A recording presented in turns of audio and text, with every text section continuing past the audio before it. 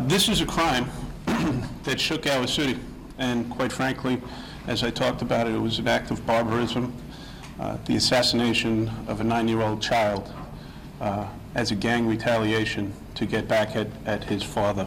Tyshawn Lee was failed on many, many levels, but at the end of the day, our detectives were unrelenting in their pursuit of justice. I can't tell you how hard they worked.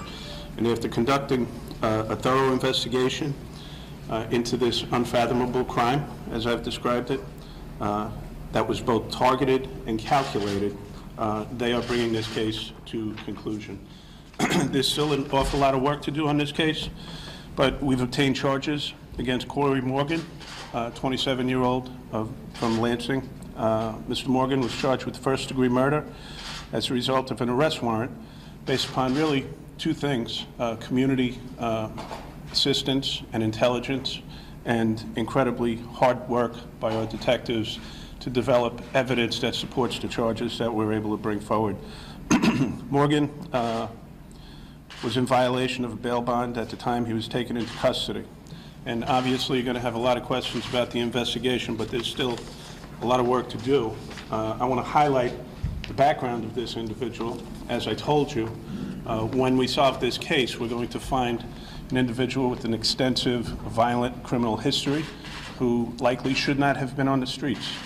That's the way it happens almost every single time. Corey Morgan is a documented gang member, a convicted felon, and as you know, we picked him up just a couple of weeks ago with yet another firearm. So he has a pending gun arrest, along with a history of violence. We know that there were 3 individuals involved in this, at least 3 individuals, let's put it that way. One is in custody right now on an unrelated charge, and we're confident that he's not getting out anytime soon.